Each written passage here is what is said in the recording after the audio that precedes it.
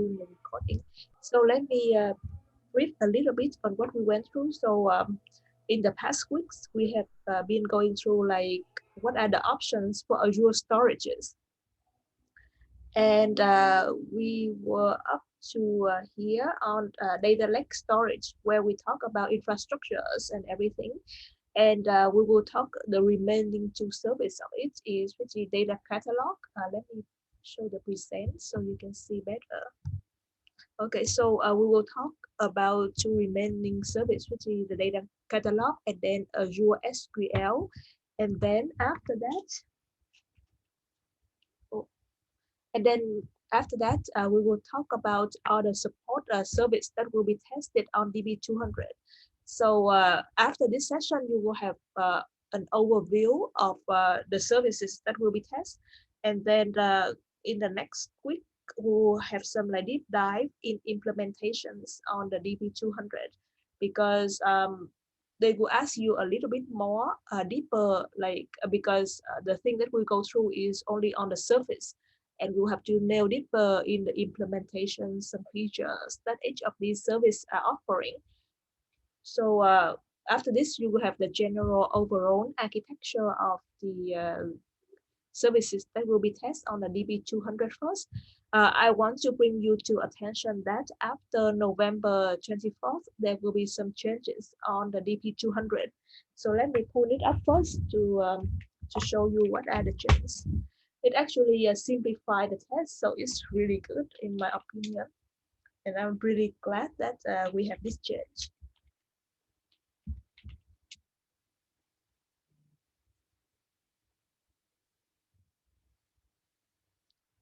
So you can see here, they highlight November 24th, 2020.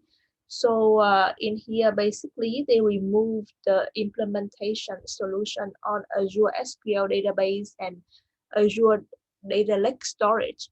So basically, you just need to remember about CosmoDB, which is a very strong feature of it. So how to use CosmoDB Synapse Analytics, in which scenario you use it, how to select these services, implement it properly. So it will be the focus of DP200.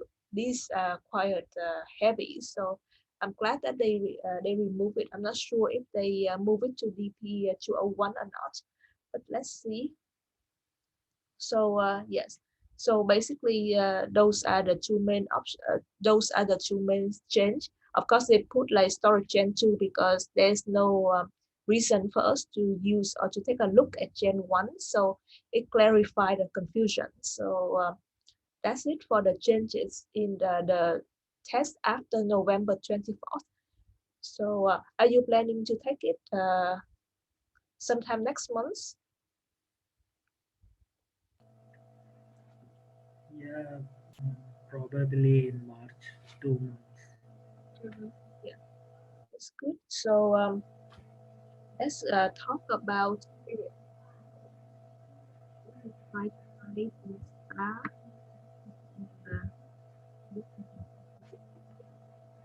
Good. Let me let me hide this bar. Okay, I think you can see it better. So we talk about data lake storage, where is it the base for all the service. The most data lake structure is use blob storage, and in there it built on like different data analytics services. And later on, you will see how Azure Synapse and Azure Databrick use this data lake to perform analytical performance. So so here we have another concept that we need to remember. It's not really a place where we store the data, but it's more like a place where we keep the copy of metadata. So do you know the concept of metadata yet? Here, let me show you the metadata, because this is actually a very general service that both AWS and Azure offer. So let me pull up the information on metadata. and show you. So if you study this and later on you use AWS, they also have I believe they call it a clue catalog where they keep all of the metadata. So metadata is not actual data, but it's more like a pointer or the address to give you to the data source location. So in all of the data in organization, you have the data source where it contains all of the data, and you have metadata where it's just more like a pointer to show you the address of the location of the data source. So that is what it called metadata. So let me see if um, I can give an example or like find a good picture on this. So catalog. Let me see. Yeah, you see, AWS they also have the metadata catalog. It's very common. It's more like a yellow page, where you have like information of every data source and address and how to lead to them. So the idea of keeping metadata is similar. So with this metadata, it can be explored by other users in the same organization to understand more about the resources and the data available within the organization, and it can enrich the discovery experience so that other analysts can understand the data and evaluate the purpose and how to consume the data better. So, oops, sorry. So it's the purpose of the Azure Data Catalog. So together, you can see that they build a community of data source that organization own and complete the picture of the organization data. So let's talk about Azure SQL. So on the Azure, there's three forms of Azure SQL. So firstly, Azure SQL is an umbrella term for SQL databases that is provided by Microsoft. And there are three services that offer Azure SQL. So the first one is the SQL virtual machines. And the second one is the managed instance.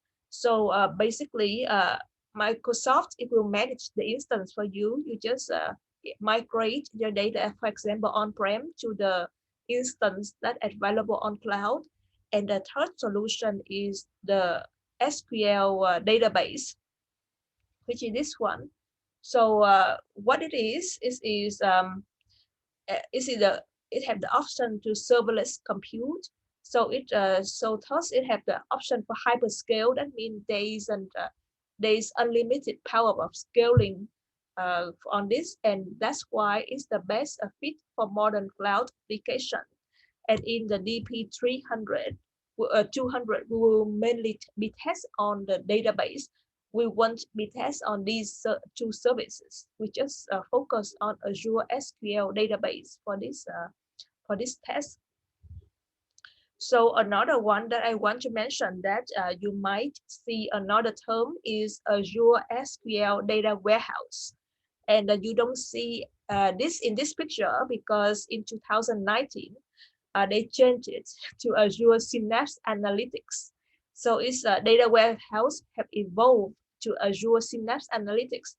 And basically, in the architecture of Azure Synapse Analytics, it will use the Azure Data Lake Gen 2 for the management of data. And we will learn about Azure Synapse Analytics in the another slide.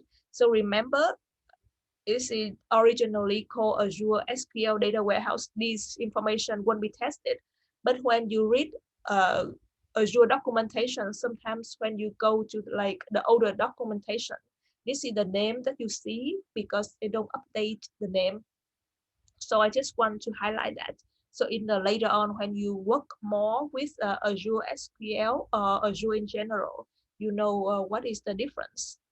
So let's talk about the Azure SQL Database.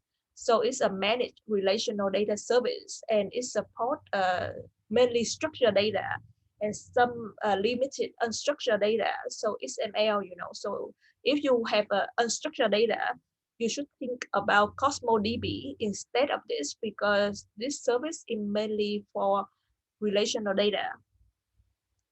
And you have the similar data ingestion application, you know, programming language. It mainly use TSQL. Data ingestion, you can use a data factory. And we have the similar security options with similar to NoSQL, like advanced threat protection, database audit, data encryption, multi-factor authentication. And another thing in here we will talk about is dynamic masking.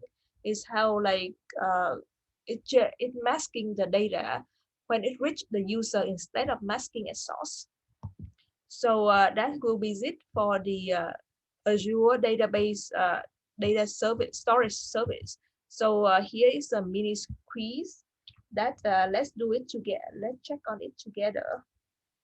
I'm not sure if we did it last time. Did we do this last time? I don't remember. No, I didn't. Oh, we did it. Okay, that's good. So let's have a test. Let's have a quick quiz on this to see how we learned of this so far. Let's do the question one. Which of the data platform technology you do? So what do you think for the question one? Cosmos. Okay, that's good. Question two.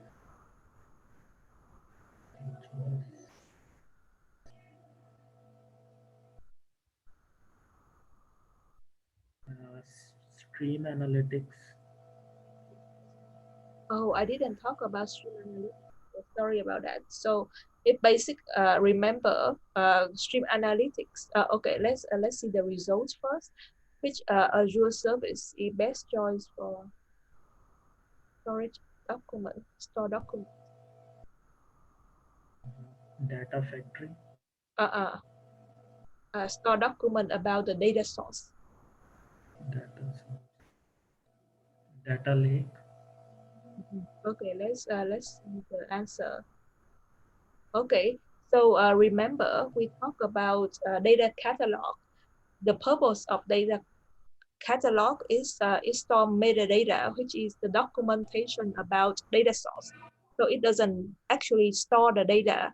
It's just store the document of it, which is the metadata, which is the pointer to the data source. So that is another term for documentation. You good? Yeah, I got it. Yeah, let me go back a little bit. Um, so basically here, sorry, so it's a central place where you store the documentation of the data. So, you know, if you wonder like where it is located, what is it contain, then you go here to Azure Data Catalog. Let me see if there is a demo on this.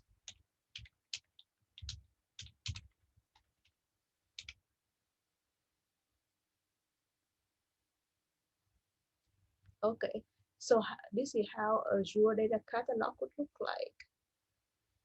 So they have like different data sources, and in each of these you will have different metadata to choose from.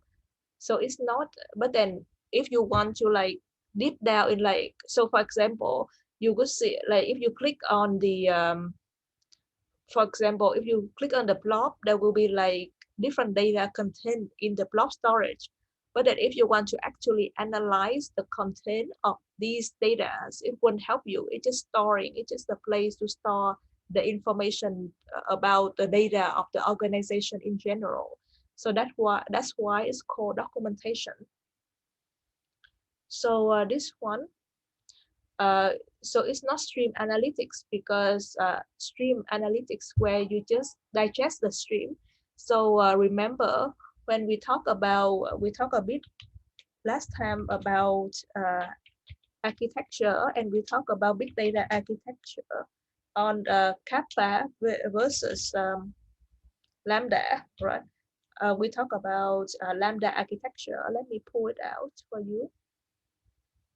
I often talk about Lambda architecture but much more because it's easier for understand, because it's more complicated to governing, but it's easier to imagine in the head. So Lambda architecture with Azure. So let me pull it up.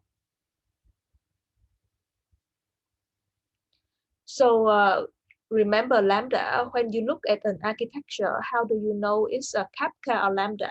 It's Lambda, it will split into two paths, which is the hot path and the cold path. The hot path is normally for real time, and the cold path is more for batch processing. So okay, so here like data storage real time. Okay, let me see if I can find a easier picture to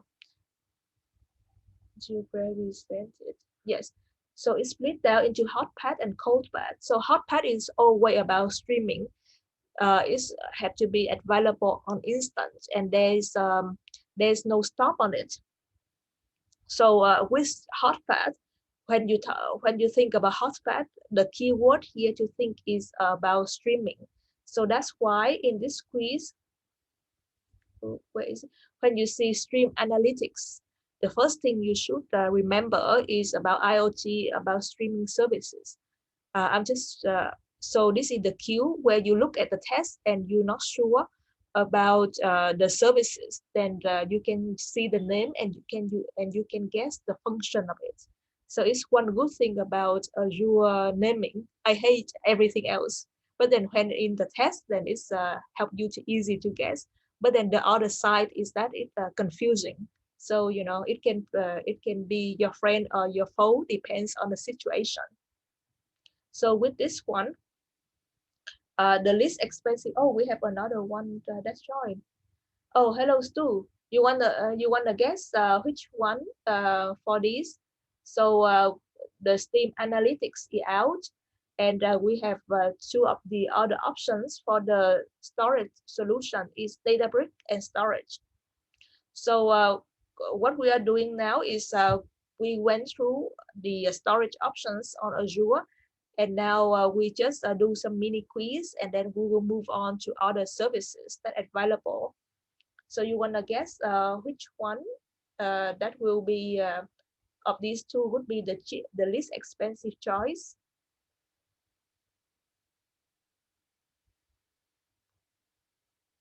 Okay, let me oh, I think I received okay, let's see if this answer is correct. Yes. So the reason is that Databricks, these two are not a storage. That is the reason. So Stream Analytics is for IoT, it's for streaming, and Databricks is for analyzing with Spark, and we will see that on the other slides. So the only option we have is Azure Storage, and this is one of the case where the naming is very, very confusing.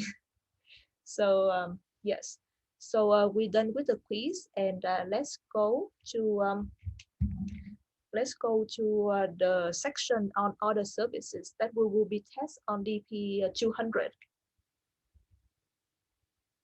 Okay, so Stu, since you join later, remember we went through data catalog, which is the place where we keep a kind of like we keep documentation about metadata, and this is not a unique service of Azure because in AWS you also have a similar services.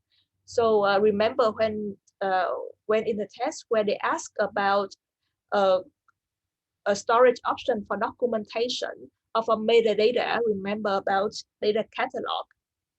And Azure SQL, again, we just need to focus on Azure SQL Database. Basically, it's the managed service on Azure. It has the hyperscale option, and it can integrate with other data ingestion. It has security features. It uses a TSQL as the mode to analyze and to get the data out and provisioning. So what are the services that will be tested in the DB200? So let's take a look on Azure Synapse services. So I mentioned earlier that in 2019, Azure SQL Data Warehouse changed its name to Azure Synapse Analytics because the involvement of different services that integrate in here. So it is not only limited to be a data warehouse option, but also now is integrated to be a big data analytics. So that to give you a freedom to query data on your term. And is the feature of using either service less on demand or provisioning resource at scale. So remember, it can be serverless. So that means you use it SQL on demand. You don't have to pay for the fixed server, or you provisioning the resource on your own. So when you choose serverless or when you choose provisioning resource, if you know your workload well, you know that it's not gonna search a lot, you can control it, then the provisioning resource is something that you can look at. If your workload is small and you you want to be like on demand, then you would look at the option of serverless. So that's one feature, and that's how it's moved from 2019 data warehouse to Synapse Analytics, where it have also the big data analytics services. So since 2019, it had expand and integrate with multiple analytics service to help you build like data pipeline of both data on the relational data sources and data lakes. So I just want to refresh everyone. In relational data source, we have Azure SQL Database, and non-relational data source, we can have blob storage, Azure Data Lake, which built on blob, and Azure Cosmos DB. So remember this.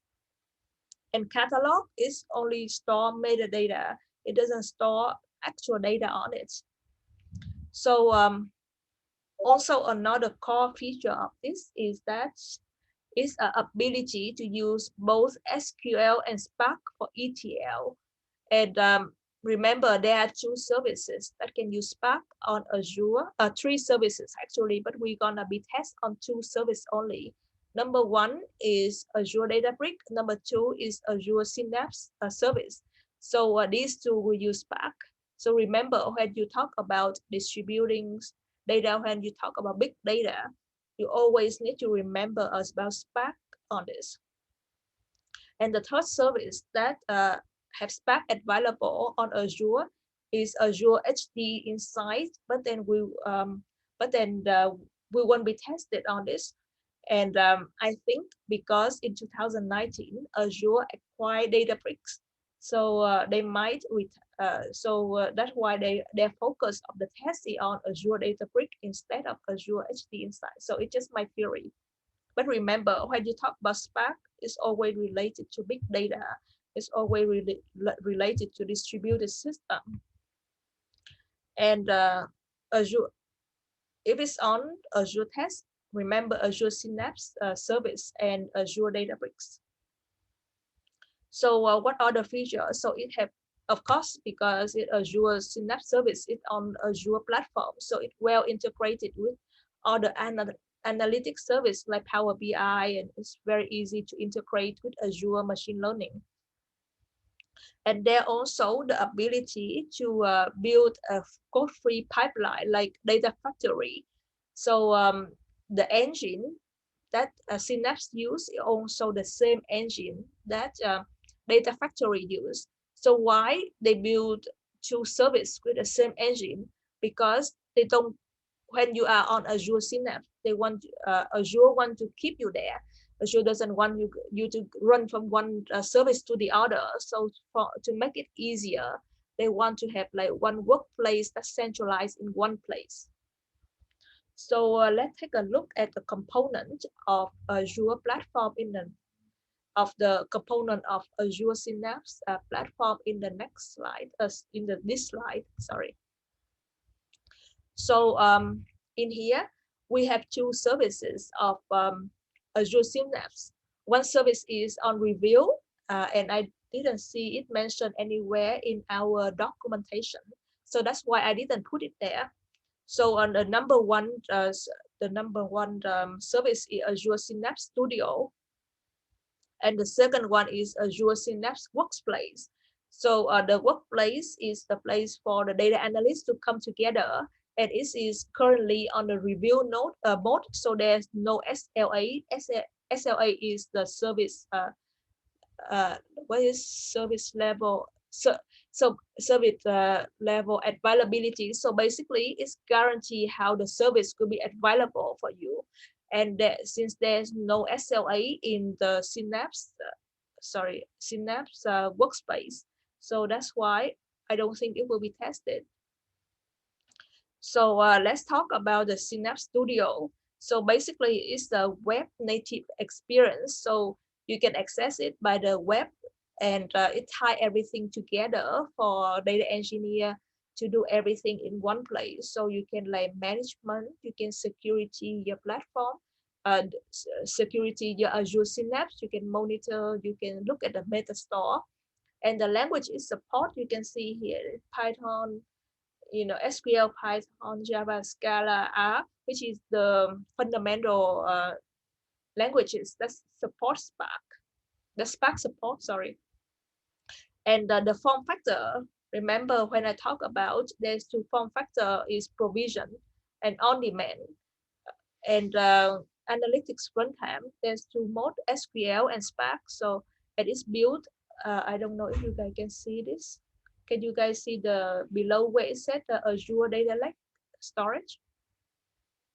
I don't know how to make it disappear. But if you go later on my slide, yes. Okay, if I don't move, Yes, I can see. awesome. Um, so you can see that Azure Data Lake storage is foundation built of that, but then it doesn't limit to just use the data on Azure Data Lake storage. You can connect it with other applications to get the data from there. So let's talk about data factory. So the data factory, if you go on the architecture, this is what you will see. Let me see if I can. So you always see this icon. It's the Azure Data Factory, which is the solution. Oh, sorry. Oh yeah, sorry Stu. I just see your answer right now. I'm a little bit slow in the monitor both chat and this at the same time. So sorry for this. But you are right. It's a storage option. So let's talk about Azure Data. Sorry, give me a moment. Let me shut my door.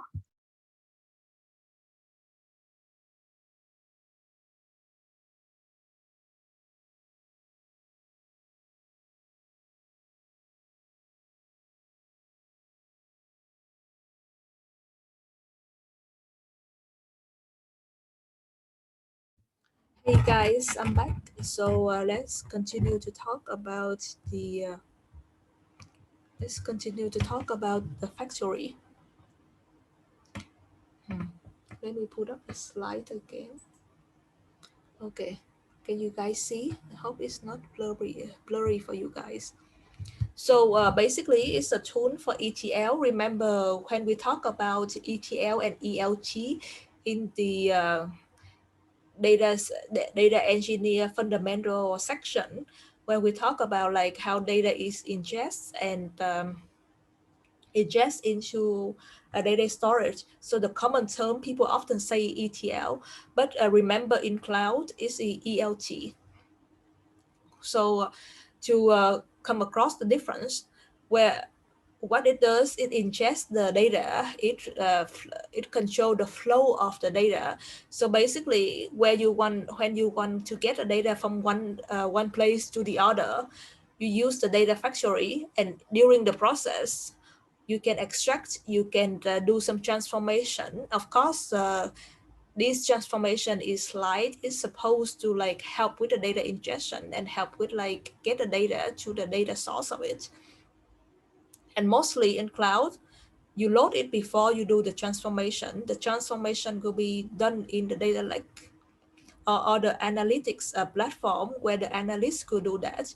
The on cloud, the data pipeline is mainly as a tool, as a tool to orchestrate the data, to schedule and monitor, and the way to see how your data loading performance is. So when you load the data from one place to the others, things could happen. For example, like your data is missing, your data quality is not good, you know, your data loading is delayed or behind the schedule. So how do you monitor it, how you schedule it, and how you provisioning it? Then that is the task of the data engineer, and that is what we do in the data factory, where we provisioning, we take a look at it, and we we build solutions on how to minimize the loss of the data and improve the time and efficiency. So that is what Data Factory help us to do. And of course, like I mentioned last time, we don't just look at one ingestion tool. There are many tools that you can use on Azure platform, and even with Databricks, and even with Synapse, there's options, or the options to integrate with other Apache stack for data ingestion as well. So, but then for this scope of the exam, let's focus and remember on Data Factory as a tool to build, orchestrate, provisioning, scheduling, monitor the data pipeline. You guys okay with this so far? Yes, Yeah, fine. awesome. So remember, Data Factory is a code free. So it's like other services on Azure, like Azure ML Designer. You remember about that, Harris, where you have like the drag and drop experience. Yes, I Yeah, so Azure Data Factory run into the similar concept of it.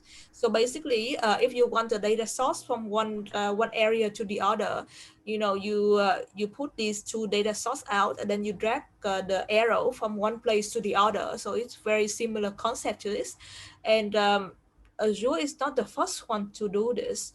Actually, the very famous one to implement this is a Nifi, and it's an open source solution. And if you go online, you will see it was very famous in like 2008, I think.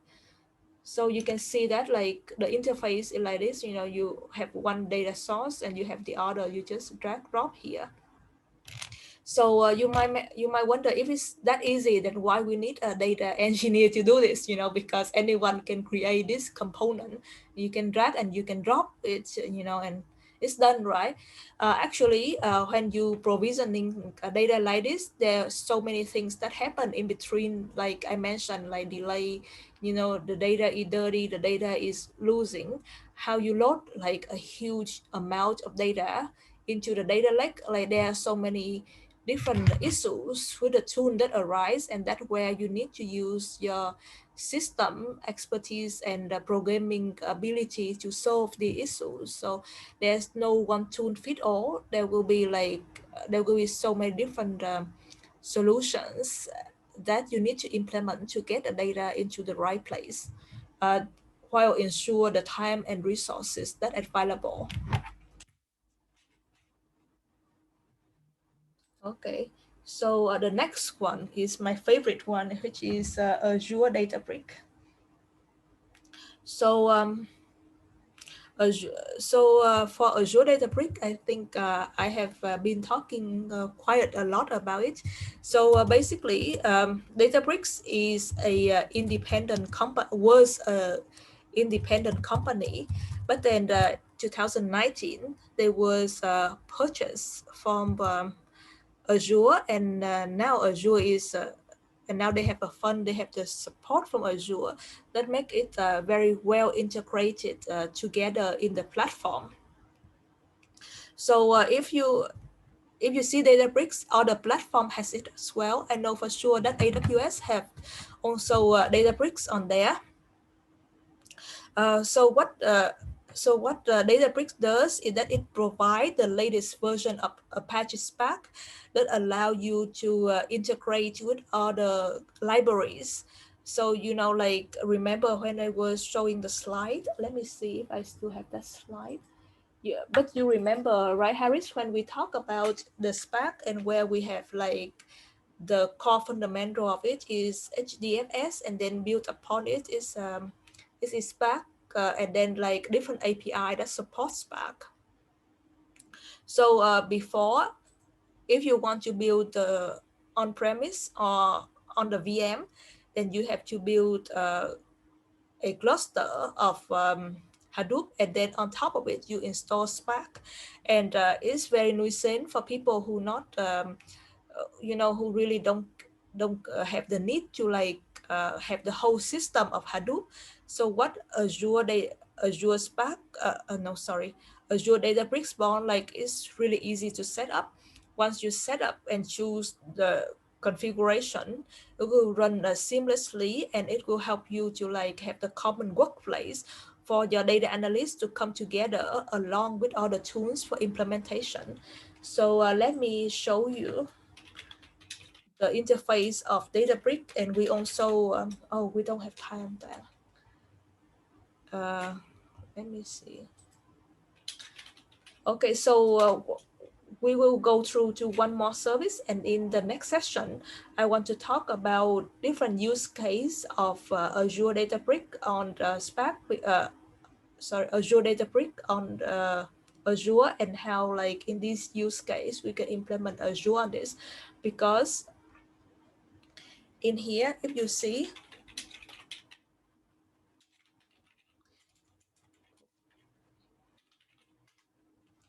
so in here, it's not only ask you to about manage and development, but it will be a component where it will ask you on implement data solutions.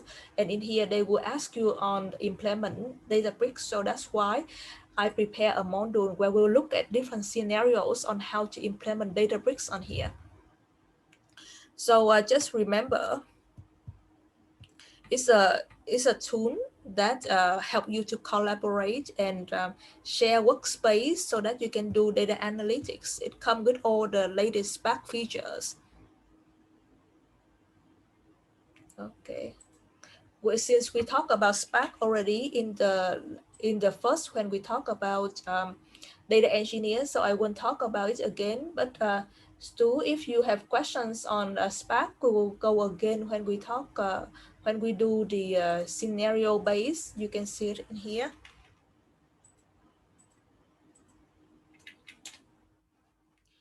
In next session, what I want to do is I will go through this together with you guys. Like briefly, we won't go into details, but we'll look at how different architecture is organized depends on the use case. So for example, like forecasting analytics and how Spark is implemented in these architectures. And it won't be in the details, but at least you need to we will try to grasp the scenarios and of the company and why we use the service here to implement these scenarios.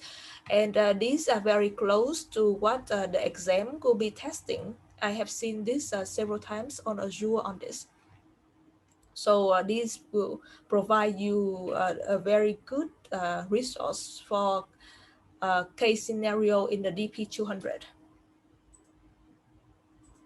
Okay, so the last one that I want to talk about, I actually missed one, is Azure Polybase. I don't know where the slide is, but we will talk about Azure Monitor, and we'll stop here. The next time we meet, we will talk about Azure Polybase, and we talk about Azure Databricks again, and we'll conclude the session for other services on Azure that will be tested on DP200, so that we will have the general pictures of what will be there on exam. And the next session after we finish with Azure Databricks and Polybase, we will go again and we'll talk about how to optimize, how to implement solutions on the on non-relational and relational data on Azure, and this part will be very heavy and very terminology, and a lot of theory will be on there. So definitely the class after next class, please review on the Azure Data Engineer knowledge. And of course, if you because that one is go in depth, and it could be good for people who take DB 200. But if you just your goal is to just understand what data engineer services that available on Azure only, then we could stop our session at the next class, and we won't go into deeper. So it's up to you guys. Let me know what you want. Okay, so let's talk about Azure Monitor. So basically, as you can see here, Azure Monitor is help you to monitoring other services on Azure. Uh, so when you have a big platform, then you need to when you have big platform with different services in different place, then you want to have a monitor that available to monitor services across different places in the platform. So that is where Azure services is was born. And what can you monitor if you, sorry, let me present you bigger in here, so you can see like in this left side we have things that we can monitor. So application, operation system, resource subscription, and tenant. So this is a very common service, and again AWS you also have a tool that's similar like this. So in here you have things that we can monitor, and in here you have different metrics, and you have different logs which you have to build on your own. Oops, sorry. And in here, then we have things that you can monitor. So of course you have like insight, which give you like insight and core insight and solution that that help you to keep track of the service level agreement for Azure, and they support in all the Azure regions that available. So in the inside, you can monitor like application, which is like exists application that performance that according to the performance management. You have monitor for containers, which is Azure Kubernetes service, which is the workload to oversee the workload of the Azure Kubernetes service. And you can also monitor your VM, monitor your Cosmos DB, and networks and resource group and storage. So basically you can, most of the services you can monitor on it. And another thing you can monitor is the agent health, and different alerts that you can set to monitor that.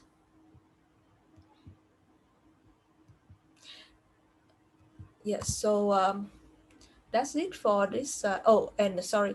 And after you monitor that, the place for you visualize, so there's a wide range of option. Power BI is you can use it if your well, Power BI is a free services, but then if you want to share it with across different users, then you have to subscription. You can do it on your own notebooks. You can have the dashboard and view on that to monitor it as well. So basically, just imagine what you think of what you need for monitoring. It will available in Azure Monitor. You can custom build, or you can use some suggest metrics that available on Azure. So that's it for today's session. I'll pause the recording for a little bit.